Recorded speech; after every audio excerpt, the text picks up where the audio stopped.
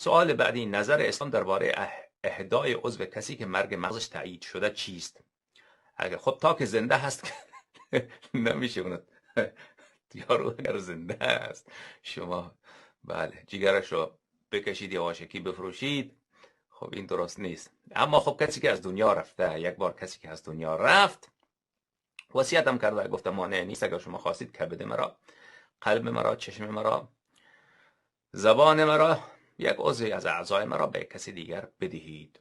این چیه عزیزان من اینجا در روایاتی که ببین چون این مسئله در زمان ائمه اطهار علیهم السلام مطرح نبود. در زمان ائمه اطهار علیهم السلام این مطرح بود که اگر مثلا ناخن میت بریزد اونو باش دفن بکنیم یا نه، یا یک کسی آمده به یک میتی بی احترامی کرده سرش رو بریده، خب این خب قطعا حرام، درسته. اما این که عضو از او را به کسی پینه بزنن، این در زمان سابق تا چند وقت پیش هم نبود. حالا تازه این کار مثلا چند دهه هست این کارها، این جراحی ها انجام می شود. اما من روایات را برای شما نشان می دهم عزیزان من که درباره این که اعضای میت را، درباره میت چه روایاتی وارد شده اون رو برای شما بیان بکنیم. بعد در خصوص اهدای عضو که این از مسائل مستحدثه هست برای شما مطالب را به عرض می رسانم. خب مثلا درباره خدمت شما عرض بکنم که موی میت، این کتاب وسائل شیعه جلد دوم چاپ مؤسسه آل البیت علیهم الصلاة و السلام صفحه 500 این کتاب اگر مراجعه کنیم، لحظه بفرمایید، صفحه 500. بسم الله الرحمن الرحیم. حدیث اول از مرحوم کلینی رحمه الله از امام صادق علیه الصلاة و السلام: لا يمس من المیت شعر ولا ظفر وان سقط منه شیء فاجعله فی کفنه. به موی میت و ناخن میت دست نگیرید که ما حالا میخوایم موی میت رو اصلاح بکنیم، ناخناشو بگیریم قبل از دفن کردن. حالا یک چیزی از موی او افتاد پایین، ناخنش افتاد پایین، او را در کفنش بگذارید. کره امیر المؤمنین علیه الصلاة و السلام ان یحلق عانة المیت اذا غسل. امیر المؤمنین علیه الصلاة و السلام ناپسند داشتند اینکه کسی بخواهد چیکار کند، بله موی زیر ناف میت را هنگام یا زیر بغل میت را هنگام غسل دادن بگیرد، یا اینکه ناخن او را کسی قلم کند، ناخنش را بگیرد یا موی او را بکند. بله سألت ابا عبدالله علیه الصلاة و السلام عن المیت یکون علیه الشعر فیحلق عنه. از امام صادق علیه السلام پرسیدم که میت مویش درازه، موهای دراز داره، کاکولای و گیسوهای بسیار زیبا دراز داره، اینو اصلاح بکنیم او یقلم یا اینو قطع کنیم؟ فرمود لا یمس منه شیء، و موی او هیچ کاری نداشته باشید. اغسله و ادفنه، او را غسل کنید و دفنش بکنید و ادفنه. و روایات دیگر هم که همین مطلوب را میرساند. پس اینها در اصلا این روایات درباره این نیست که کسی میخواهد که از میت چیکار بکند، از میت مثلا جگرش را جدا بکند و به خاطر اینکه یک انسان دیگر را، حیات یک انسان دیگر را حفظ بکند، درباره اونا نیست. این فقط باز به خاطر اینکه کسی دلش خواسته میت که از دنیا میره حالا اونجا در قبر مثلا چهرهش دلربا با آرایش و اینا باشد، همونطوری که خارجی ها این کار را میکنن، میت را خیلی آرایش میدن، لباس قشنگ، مثلا سر و صورتش را تمیز میکنن، ناخناشو میگیرن، اینجوری مثلا ریش میتراشن. خیلی خوب،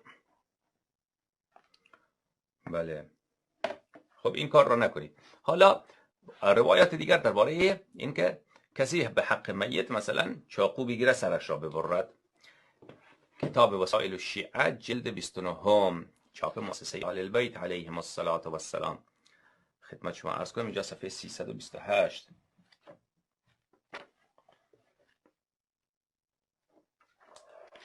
تحریم الجنایتی علی المیت المؤمن بقطع رأسه او غیره. جنایت بر میت مؤمن این که سرش را ببرن یا کار دیگر بکنن، یعنی تیکه پارش بکنن.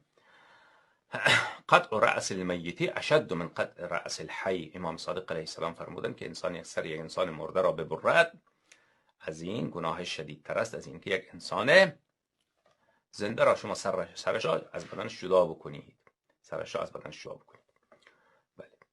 بله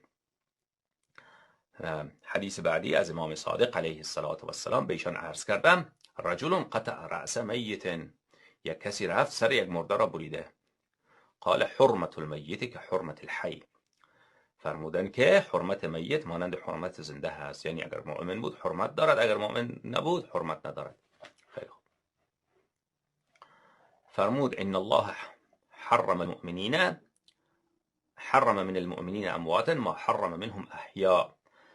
بله، روایت کرده از امام باقر علوم النبیین علیه السلام که خداوند متعال از مؤمنین همون چیزا در حالت مردگیشان حرام گردانیده که در حالت حیاتشان حرام هست. مثلا شما دست کسی را جدا کنید، سر کسایی را ببرید، خب حرامه، همونطور در حال مردن. امام صادق علیه السلام فرمودن ابى الله ان یظن بالمؤمن الا خیرا، خداوند متعال ابا ورزیده از این که انسان به مؤمن مگر گمان خوب داشته باشد. و کسرک عظامه حیا و میتا سوا، و این که کسی بله استخوان میت را بشکند، چه زنده چه مرده یکسان هست. همونطور که اگر زنده باشد مؤمن استخوان او را بشکنید، او را مرده باشد استخوان او را بشکنید، به همون اندازه حرام هست. بله. مسمع کردین گفت که از امام صادق علیه السلام پرسیدم عن رجل کسر عظم میت، یک مردی آمد استخوان یک میت را شکسته. فرمود حرمته میتا اعظم من حرمته و هو حی، فرمودن حرمت میت که مرده از حرمت در حال زنده باشد بیشتر هست. خیلی خوب، یعنی این تأکید در حرمت میت هست. حدیث دیگر از امام صادق علیه السلام از رسول الله صلی الله علیه و آله و سلم حرمت المسلم میتا که حرمته و هو حی سوا، حرمت انسان مؤمن چه مرده چه زنده هر دویش یکسان است. پس این را نمیشه جنایت کرد و در حالت عادی دست سر کسی را برید، مثلا مرده را، یا پهلوی او را شکافت، یا استخوانش را شکست، یا از این قبیل حرفها.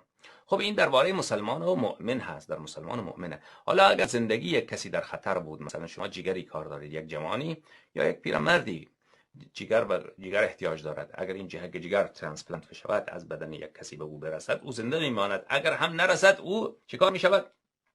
او میمیرد. عزیزان در این صورت چه باید کرد؟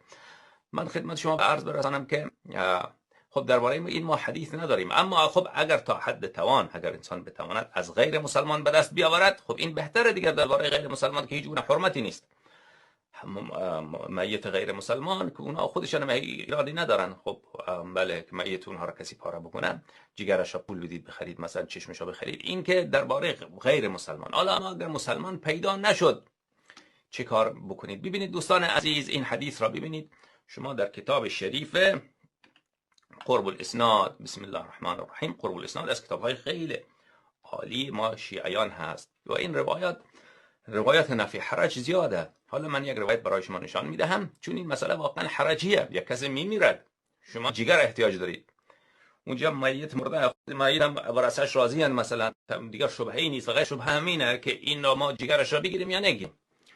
حرامه، گناه دارد یا ندارد؟ خب عرض کردم این روایاتی که وارد شده که سر میت را نباید برید یا موی او را نباید برید، این ناظر به مسئله حیات، نجات یک حیات مسلمان نیست. اون کسی که آمده استخوان یک مسلمان را شکسته، او یا از روی مثلا هوچیگری و لاابالیگری رفته میت را مثلا استخوانش شکسته، و الا در زمان امام صادق علیه السلام چرا شما استخوان یک میت را بشکنید؟ خب رفته اونجا میت بوده، خواسته با او بازی بکنه، مثلا زده استخوانش را شکسته، یا مثلا قبری را باز کرده استخوان را شکسته، یا سر یک میت را بریده. خب این جنایت، این حالت، این روایات اصلا ناظر به این مسئله طبی نیست. نسبت به مسئله طبی که حیات یک انسان را شما بخواید حفظ بکنید، نسبت به اون اصلا ساکته. یعنی عدم البیان در اینجا نسبت به اون هیچ گونه بیانی نیست. اون بیانی که وارد شده نسبت به جاهای دیگریه، اصلا ناظر به این مسئله نیست. خب این کتاب قرب الاسناد از عبدالله بن جعفر الحمیری که از علمای قرن سوم بودند، عصر غیبت صغرا، و اون زمان چاپ مؤسسه آل البیت. در اینجا عزیزان من صفحه 84 این کتاب اگر ما مراجعه بکنیم، من این روایت را دوست دارم برای شما نشان بدم.